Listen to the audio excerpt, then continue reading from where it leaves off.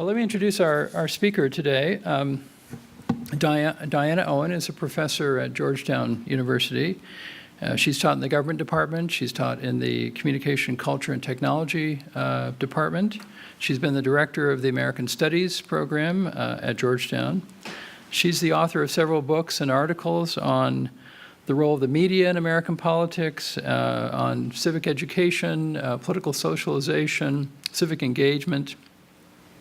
She is the author of Media Messages in American Presidential Elections. She's the co-author of New Media in American Politics. She's co-editor of The Internet and Politics, Citizens, Voters, and Activists, and also of Making a Difference, The Internet and Elections in Comparative Perspective. She does a lot of research related to political socialization, civic education, civic engagement, which is why we invited her to come today to speak to us. In terms of educational background, she received a bachelor's degree in political science from George Washington University and an MA and PhD in political science from the University of Wisconsin at Madison.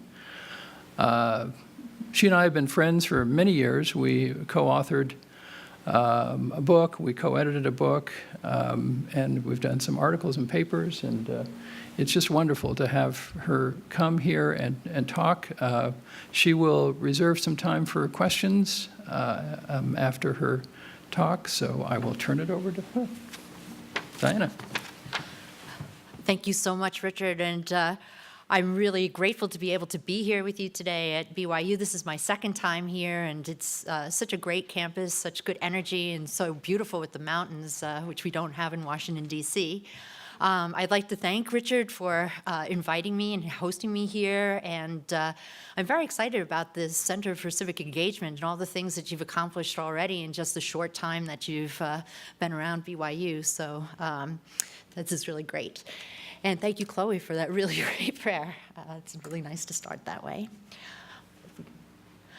So as Richard mentioned, I'm very interested in political socialization and civic education. And actually, a long time ago when I was in graduate school, I went to University of Wisconsin specifically to study political socialization. And I found out when I got there that it was supposedly a dead field. And luckily, I still continued on with that, as my advisor said, doing it with my left hand. And now I get to work on political socialization and civic education with my right hand, because it's back in vogue again. So I'm happy about that.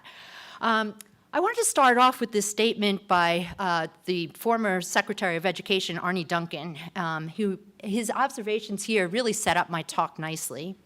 Quote, I want to provide two takeaway messages today. The first is that a foundation in civics is not a luxury, but a necessity. Students today absolutely need a sense of citizenship, an understanding of their history and government, and a commitment to democratic values. They need to know their rights and their responsibilities. Civics cannot be pushed to the sidelines in schools. At the same time, civics instruction needs to be more engaging and interactive, both inside and outside the classroom. It's no secret that many young people find civics and government instruction to be dusty and dull. It's time to revitalize and update civic education for the 21st century. And that's what my talk today is going to be focusing on, the way that schools have and more often have not updated civic education to reflect changes in the way that citizens engage, particularly through digital media. Today, Americans increasingly are using digital media to participate in government and politics. They go online to get information, to express their opinions, to communicate with public officials, to report on public events, to take part in community affairs, to participate in election campaigns, and to even engage in protest activity. Yet, many people use their technology a lot, but they don't make the connection between digital media and politics. They don't understand how it is that their laptop or their cell phone might be a way of getting involved in politics. They're more likely to use it for entertainment. And this is true even of young people, or maybe even especially of young people who are digital natives. They've grown up with the technology, but they're more likely to use it for fun and entertainment than they are to engage in politics. So the question that I have been tackling is, how do people acquire the necessary dispositions and skills to engage in politics through digital media? And there's a lot of different agents of socializations that are out there, a lot of ways that you can, kind of acquire different skills and learn about politics. You can learn about it in the family, or you can learn about it through friends, or even through the mass media. But to me, the most logical place to learn about how to use digital media to engage is the classroom. And I'm particularly interested in how digital education for civics might be used by junior high students and high school students, kind of catching people even before they're able to vote, to kind of instill these kinds of orientations early on in their life cycle. I'm going to talk more about why the schools are an important place to teach digital civic engagement a little bit later in the talk. But generally speaking, schools are a good place for this because they have a dedicated curriculum. They have, kind of a structure with a focus on government and politics that's often more haphazard in conversations with family and friends. So that's one of the reasons I particularly believe that schools should be the place where should take on the responsibility for educating digital citizens. But as we'll see as my talk goes through, this is not always easy. There's a lot of challenges that schools faced. So my talk will broadly address a number of core questions. First, what is the most effective way to educate young people for civic engagement in the digital age? This is a really hard question, and I don't think we really have the answer for that, but I'm going to put some ideas forward as we go through the talk. I also think it's really important as we're considering the idea of digital civic engagement that we do what Howard Rheingold suggests, and we teach people to use digital media intelligently, humanely, and civilly, and mindfully. And if any of you, which I'm sure you all have, been paying attention to the current presidential election, this, I think, is an important consideration. There's a lot of uncivil discourse that's happening through digital media. If we can go to the next slide. So one of the issues that I'm really concerned about is the fact that the requirements for digital citizenship place a lot of responsibility on the schools. But are the schools really equipped to prepare students for the digital era? So as I go through my talk, I'm going to start by making the case for schools as a place for making digital citizens. And then I'm going to look at how citizenship and kind of the way that people relate to government and politics has shifted over time. We've gone from a period where citizens were expected to be obedient and dutiful and maybe turn out to vote and do a few more things in their community to a notion of engaged citizenship now where we're expecting a lot of citizens. We're expecting citizens to really take an active role in their communities and in the larger political world. And then I'm going to look at the nature of digital citizenship, and I'm going to show just a little bit of data from a study that my Media and American Elections class conducted last May about how people are actually using digital media in this current election. And then I'll move into the challenges for schools, the requirements of digital citizenship education, and then I'll kind of conclude with some findings from a study that I've been conducting that looks at a wide range of issues related to civic education, and I have some data about digital education in the classroom. If we go to the next slide, please. So as I've mentioned, there's a lot of different agents of political socialization, family, the peer group, media, but schools, to me, have the greatest potential for educating digital citizens. They're charged with preparing young citizens with deliberate, institutionalized lessons plans, and that really can focus students' attention on learning engagement. There's a lot of disagreement in the literature on political socialization and the development of citizenship orientations in young people. Some early studies that were conducted in the 1960s, even through the 1980s, by scholars like Langton and Jennings, found that the schools didn't do too much to prepare students for active citizenship, or even teach students about government and citizenship in a way that they would remember. A lot of classes were taught to the test, and the students soon forgot that information. There was some evidence that students actually got more out of extracurricular activities and things that they did outside the classroom in terms of preparing them to be good citizens than anything that they got from inside the classroom.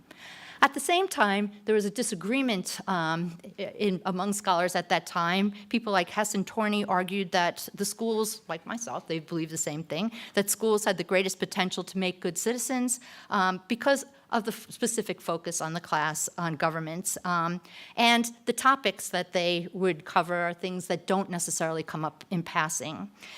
And there are some findings that when teachers actually are able to impart knowledge about government and politics to students, these students go on in adulthood to be the more participatory adults. They're the people that actually engage.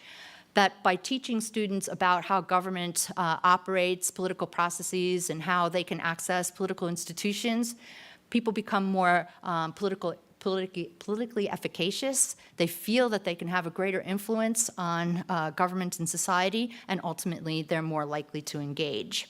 And studies since the 1990s have started to show evidence that this is the case kind of more and more, including the research that I've been conducting. The research that I've done has actually shown that a little bit of civic education goes a really long way.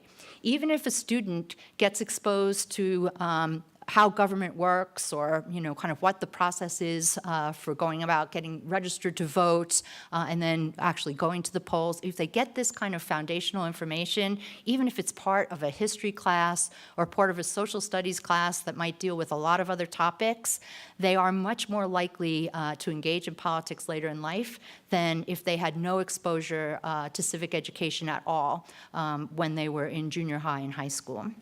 So the research to me has been very encouraging that civic education works.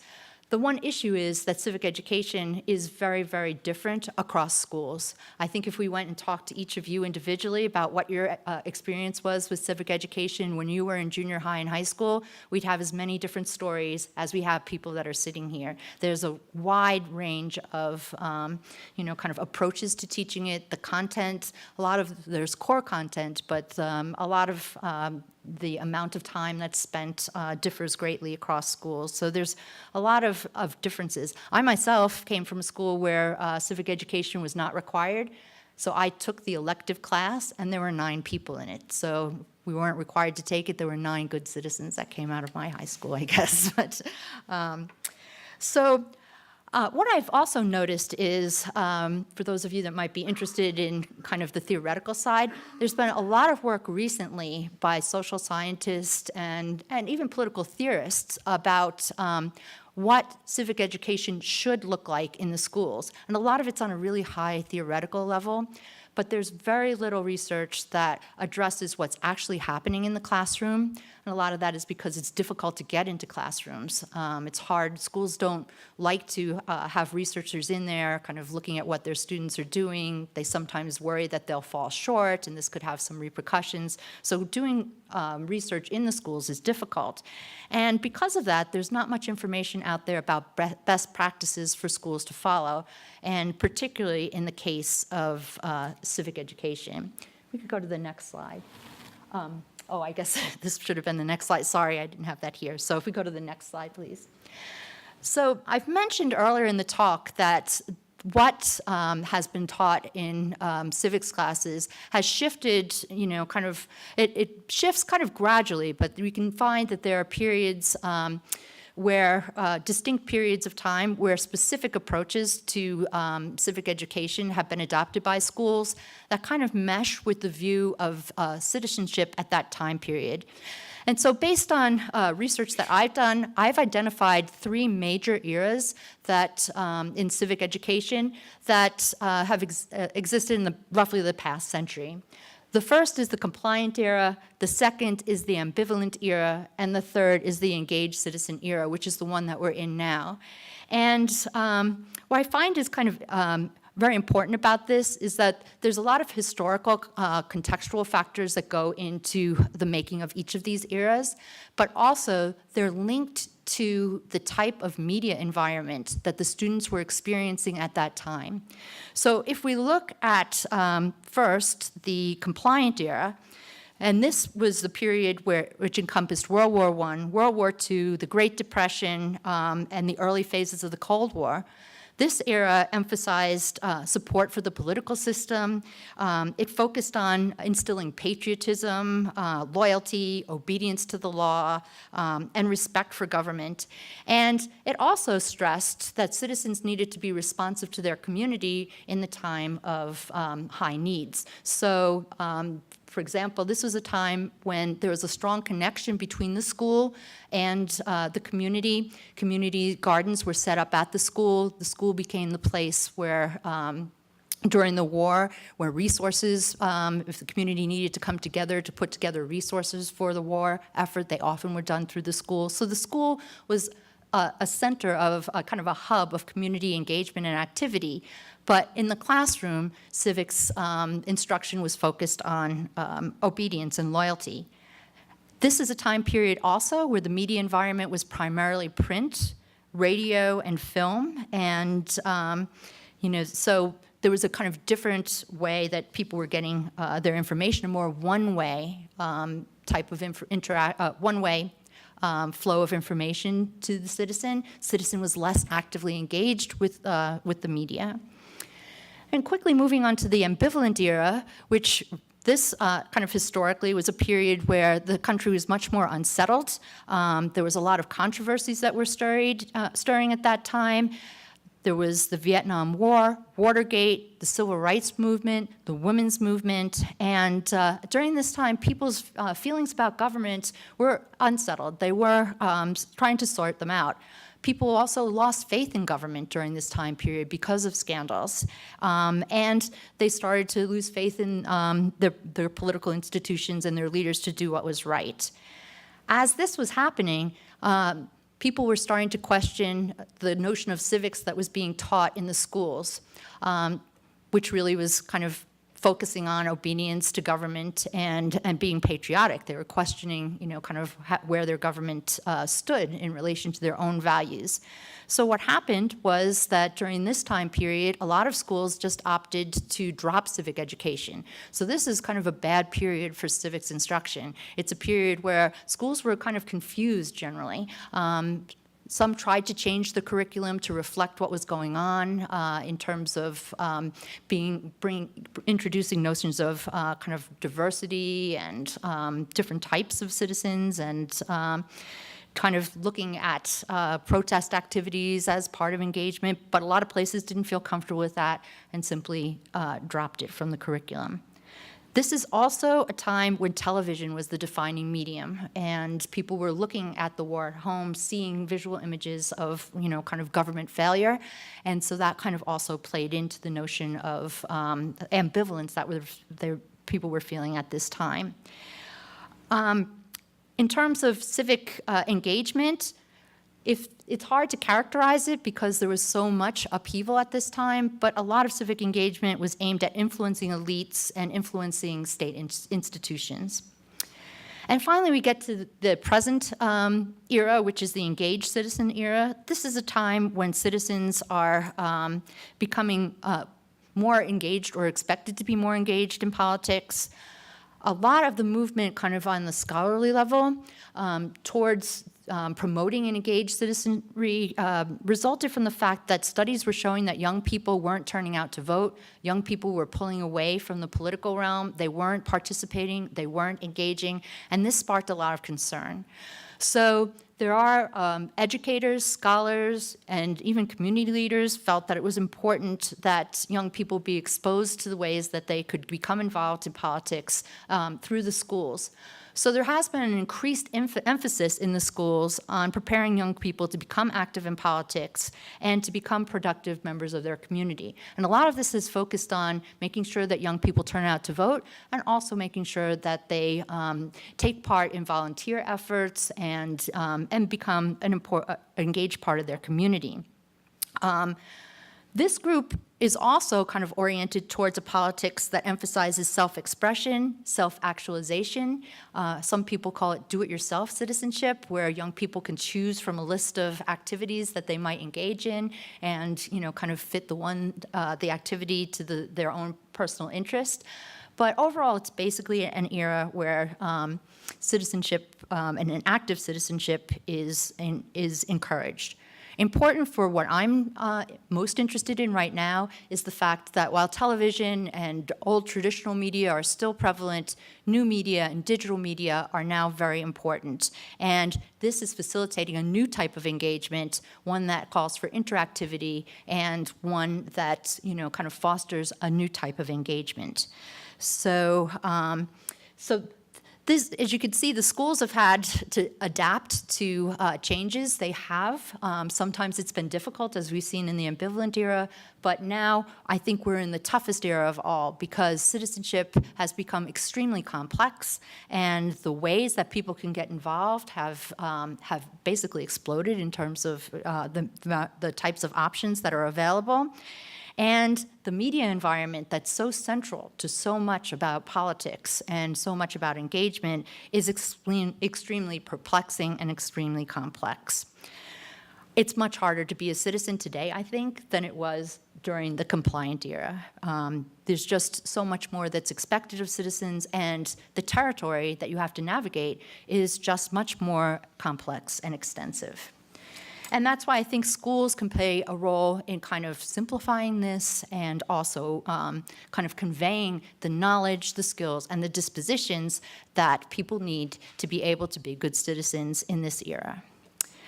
So what I'd like to do now, if we could switch to the next slide, is talk about what people are expected to do or what types of engagement are facilitated by digital media.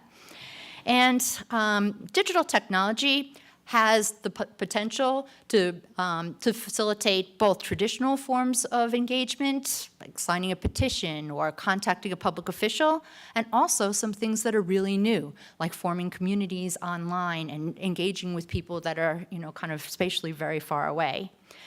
It also has the potential to allow citizens their own personal agency in a much greater way than in the past. People can create information, circulate information, set agendas, create networks, mobilize forces, and even influence leaders and electoral outcomes through digital media. And this was pretty much in contrast to what was happening in the two previous years that I talked about, where it was primarily a very hierarchical system where elites were driving a lot of politics. Citizens have a lot more potential to get involved here and to have more power, but they have to know how to do that. So just to get a sense of the scope of things that people are doing via digital media in elections alone, my class, I had a graduate class in last semester in media and American elections, and we were very interested in the role of social media in the election and what kinds of things people were doing with it. So we fielded a national study of people who are social media users, and that's about 65% of the population regularly use social media in any way, not just for politics. Actually, politics is kind of midway in the list of uses. But I just wanted to get a sense of what they were doing in relation to the election campaign, which was kind of more in its infancy than it is now. So this is kind of toward the beginning stages when people weren't paying that much attention, but these are social media users. And as you can see here, this is the percentage of social media users who were saying that they did each of these things. And it's clear that they're looking for information. About half of them have participated in discussion or expressed an opinion. Fewer have posted content or shared content. So as you go, kind of down this table here, the more difficult types of activities, the things that would really, kind of connect citizens in a very engaged way, beyond just kind of, information sharing, which is a good thing too, and information seeking. But the more difficult kinds of tasks are fewer and fewer people participate in them as you go down the chart. And one of the things that this chart does is just measure, have they ever done that? It's very simple statistics here. But one of the things that it doesn't show is the quality of that engagement. When they're looking for information, where are they getting it from? when they're participating in discussions, what are they saying and how are they saying it, getting back to that concern about having a civil discourse. So this shows, I think, that there's a tendency for a lot of people to get engaged, but the quality of that engagement is still something that we need to look at more carefully. So if we could go to the next slide, please. I want to shift now to look at some of, kind of the challenges for schools, because making the case that, digital engagement seems to be something that a lot of people are doing, particularly at the surface level, and maybe we want to encourage people to do more of it at the more sophisticated level. And the fact that it's kind of part of the reality of the new engaged citizenship. Schools really do face a daunting challenge when they're trying to educate these emerging citizens in this particular very confusing, very complex, constantly changing media and political environment. Just kind of at the very basic level, schools face differences in resources and limited instruction time for civics. There's a lot of schools that have very restricted resources. I'm actually currently starting just in the beginning phases of a project where I'm looking at civic education for high needs kids in schools where there's a lot of poverty or there's a lot of kids that have English as a second language or special needs kids. And I'm doing this on a national basis, and some of the things I had designed the study to be done all online, and then I started hearing from teachers, I can't give these tests to my students or give the pre-test to my students online because of the fact we don't have enough electricity to power a computer. And that's in West Virginia, parts of Oklahoma, Arkansas. And I thought it might be just one place, but then it started, I started to hear it from more and more places and more schools. Some schools have computers, but they're so old that they don't function any longer. There was a movement, kind of in the 1990s and kind of the early part of this century to put, computers in every school, but updating those computers has not been a priority. So there are a lot of schools that couldn't even, the computers are so bad, they're just gathering dust. They can't function. So I have a lot of students taking these kind of tests and filling out these surveys for me. And we have to provide paper copies that we send through the mail because it's just, they don't have the resources. A lot of schools don't even have textbooks. And so part of what this project I'm working on is getting textbooks to those schools to see how that might help with their civic education. Also, I found that the amount of time spent on civic education is different across schools. On average, high schools have about 45 minutes per week that they spend on civics instruction. But in my research, I'm finding that more and more schools have only a half hour a week. And then the other day, a school called in and said, I'm not sure I can give my students this pretest because we only have civics 14 minutes per week. And I'll have to give it over a couple of weeks. There's 25 questions on this pretest. So she said, this is barely enough time for me to take attendance, let alone teach civics. So, there is a broad range of resources that are available.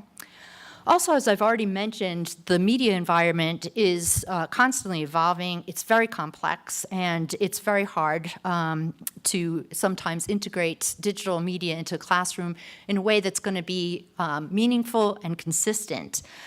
I've noticed, because I've been visiting schools and actually, kind of sitting there and doing some ethnographic research, that technology is there. Students are using the technology, but it's the same way that they would use an encyclopedia or another book. They were simply asked, oh, look up this fact, and that's helpful, but in terms of actually translating that to digital political engagement, it really doesn't do the trick. It's not the same thing, just having kids use the technology in the classroom.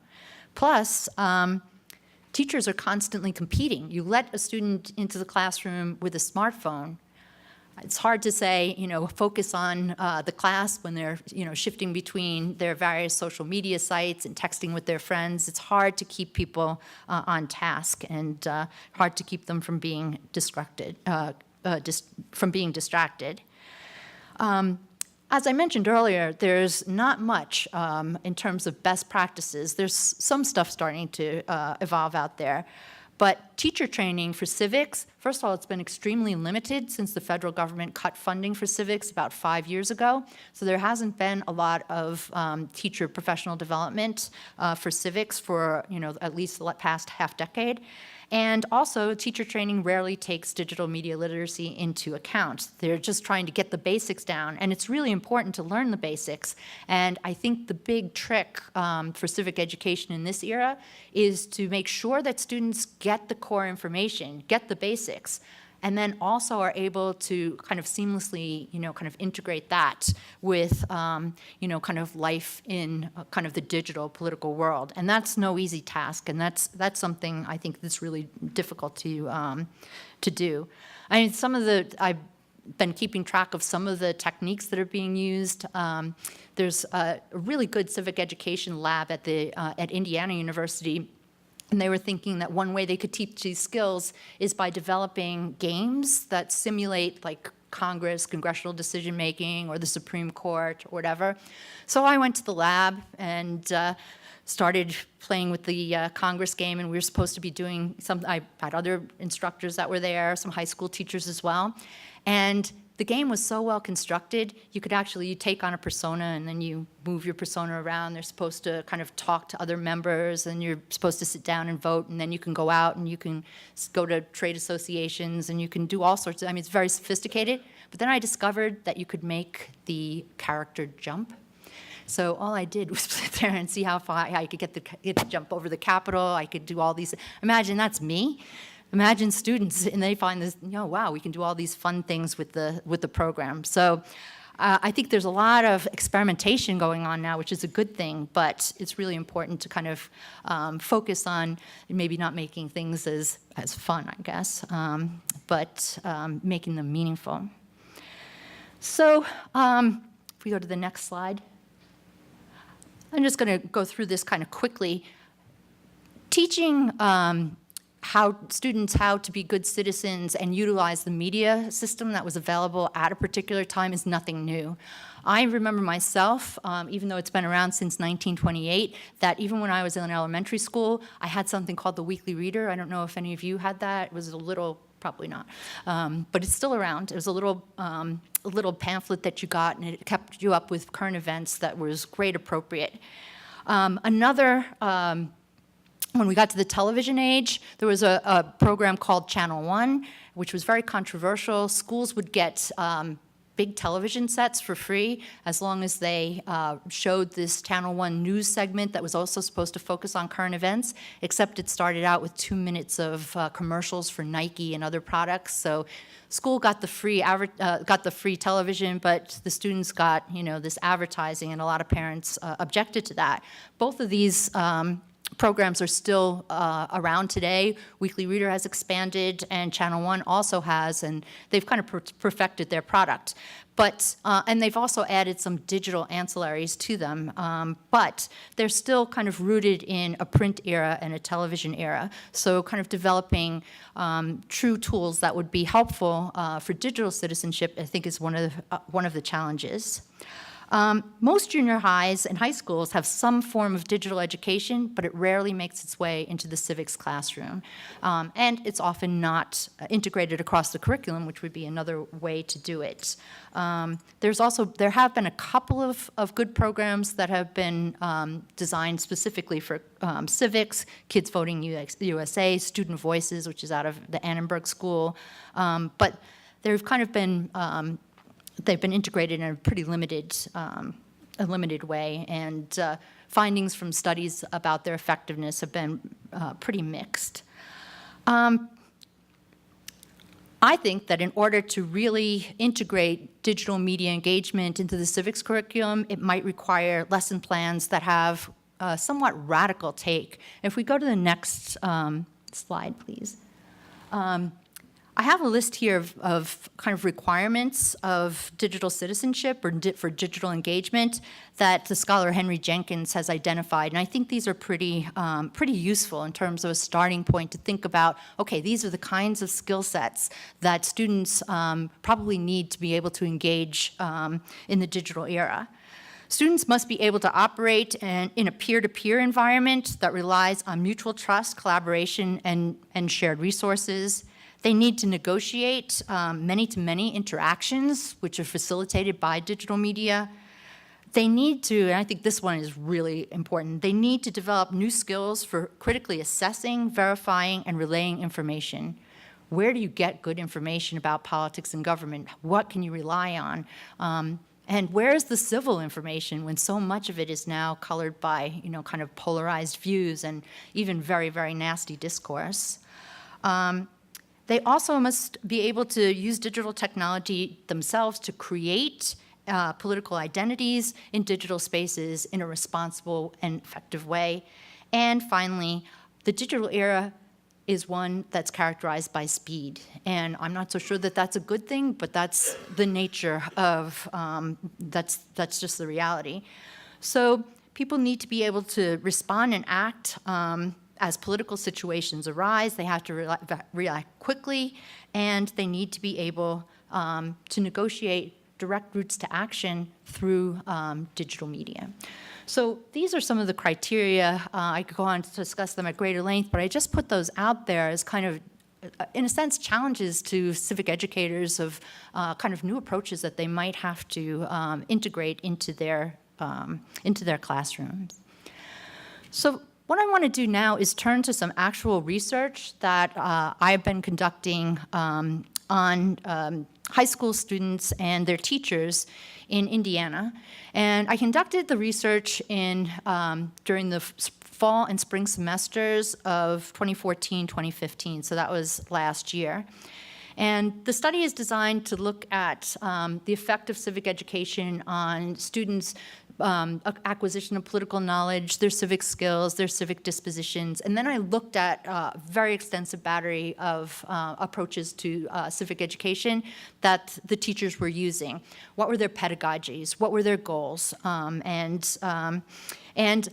I did specifically include a big section that looked at kind of their use of digital media and how that was being integrated into the classroom, and whether the students were in any way being educated for digital political engagement. So there were 21 teachers from 12 high schools across the state. The schools differed in terms of their location, so urban, suburban, and some were very, very rural. The type of school, we had neighborhood and selective enrollment. We had some technical schools in there. We had public and private. We had religious schools in there as well. And so I collected the data. We also went to the classrooms so we could see actually, the teachers reported one thing about the way that they taught, particularly using technology, and we could actually see what they were doing. There was kind of a gap. So part of the research that I was interested in presenting here, I asked the question, did students' confidence in their ability to participate in politics and their inclination to engage in politics in the future increase as a result of taking a civics class? And then I specifically wanted to see what instructional approaches that they used in the classroom were most effective in instilling political confidence and a desire to engage in politics. And the students were asked a number of questions. They were asked 3 items asking about their confidence. Did they feel, as a result of the class, that they were more confident in using social media to engage in politics and political and civic affairs? Did they feel that they were more confident to handle a problem in their community and to take part in politics? So I had 3 measures there. And then I had 6 measures of political engagement, whether they felt that they were inclined to engage using digital media, to contact a public official, to get involved in a campaign, to vote when they became of age, to take part in their community, and to take part in a variety of activist activities like circulating and signing a petition or engaging in a protest. And I asked the teachers a variety of questions about 9 items about the way that they were incorporating digital media into the class. So if we go to the first, here's just, I first wanted to establish that students felt that they had, as a result of their civics class, at least in their own self-reports, whether they felt that they had become more confident to engage in politics. And you can see across all the three areas of engagement, there's very strong support for the fact that they did feel that they were more confident to engage in politics.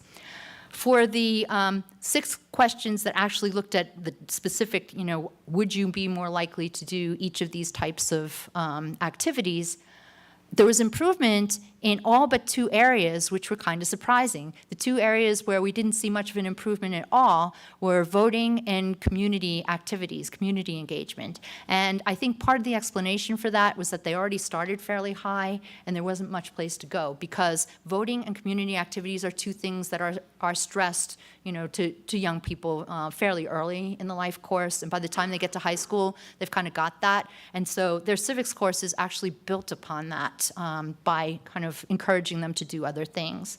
We can go to the next slide, please. So these are the 9 items that I asked the teachers if they did with digital media. And as you can see, it kind of corresponds to what we found in the election study. The kind of easier things, looking stuff up, accessing online news sites, having discussions of politics, using government sites, those kinds of things are done by almost all of the 21 teachers. But then we get down to contacting government officials and creating social media posts and creating video content, things that are very important in the digital era in order to be like a strong player. Very few of the teachers engaged in those ways. If we can go to the next one.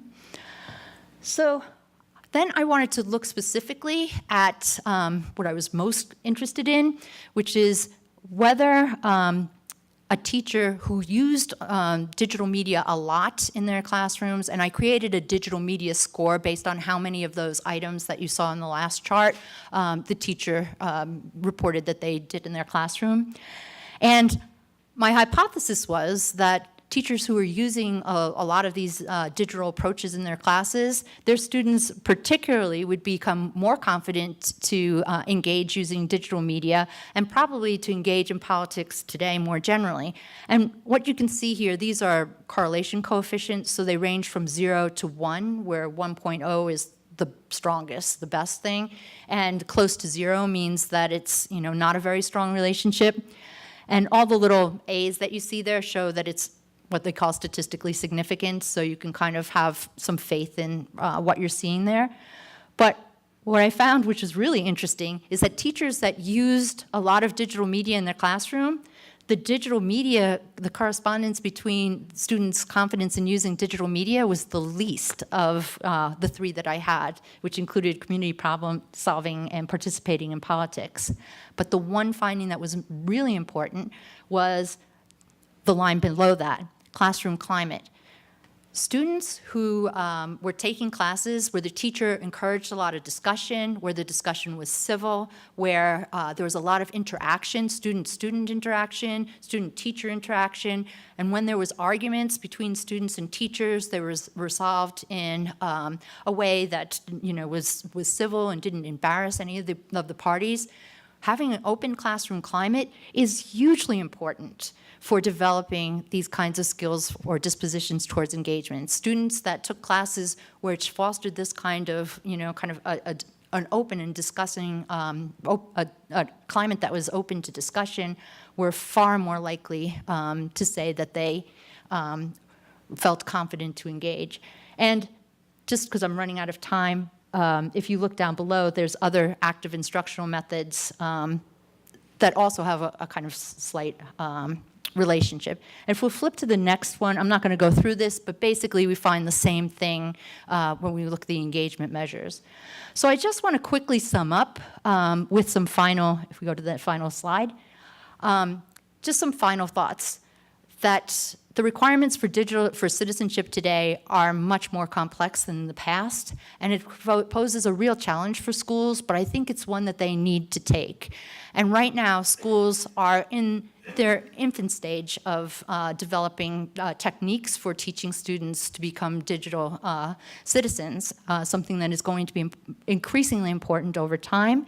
And I think that it's important to encourage more research and more actually talking to real teachers to see, kind of what are the challenges they face and what are the best practices that they've already started to implement. Thanks very much. And I think we have a couple of minutes for questions. Do we have any questions?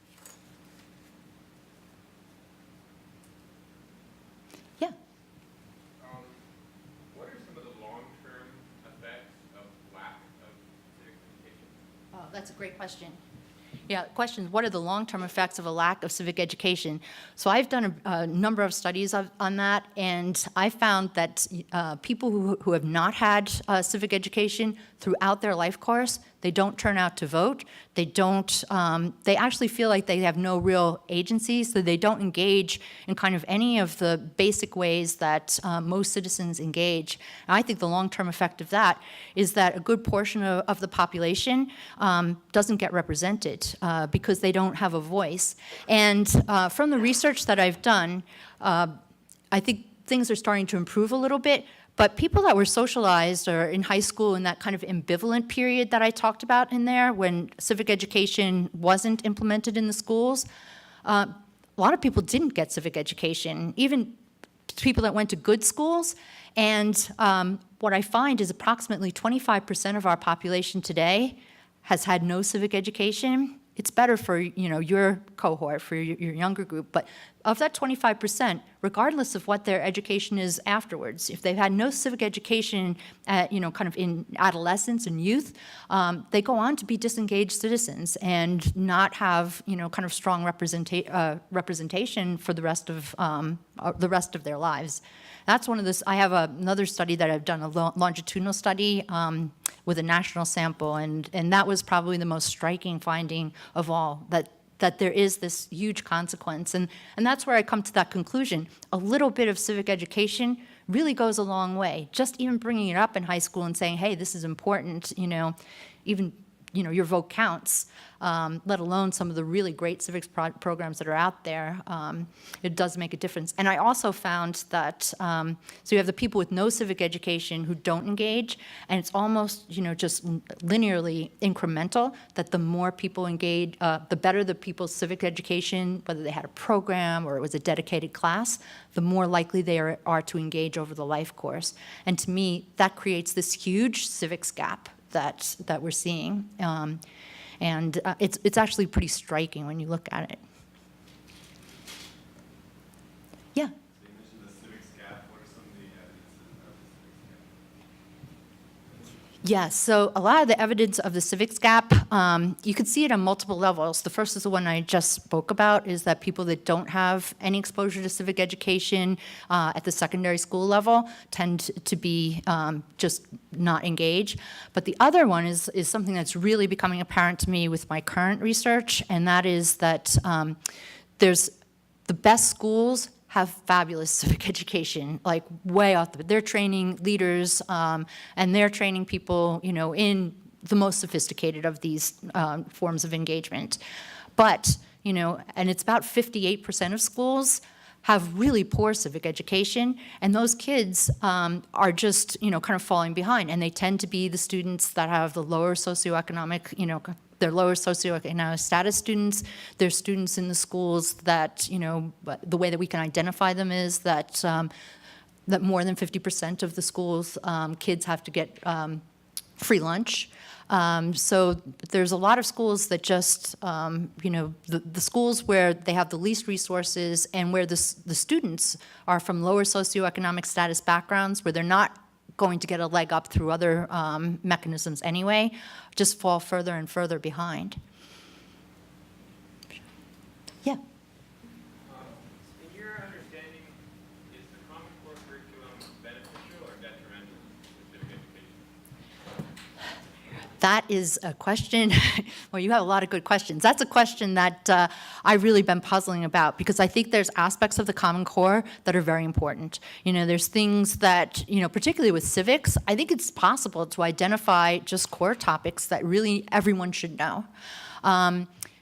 But there comes a point when the Common Core is connected to standardization and testing and outcomes, which it is so often, that it really diverts from doing some of these other kinds of things that I think are more helpful to getting people to actually, get involved.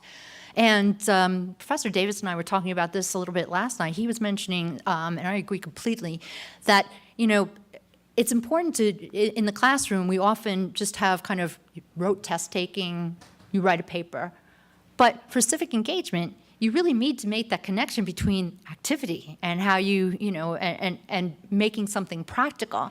And I think that what happens with a lot of the implementation of the Common Core is that that goes away completely. And schools that previously were innovating and making that kind of active connection with the curriculum have had to stop doing it because, of the requirements of the Common Core, more its implementation as opposed to the content. So that's why I do have real mixed feelings about it. I think we can't lose the common content, but we need to figure out a better way to implement it. Well, we need to go. Could you give her a thank you?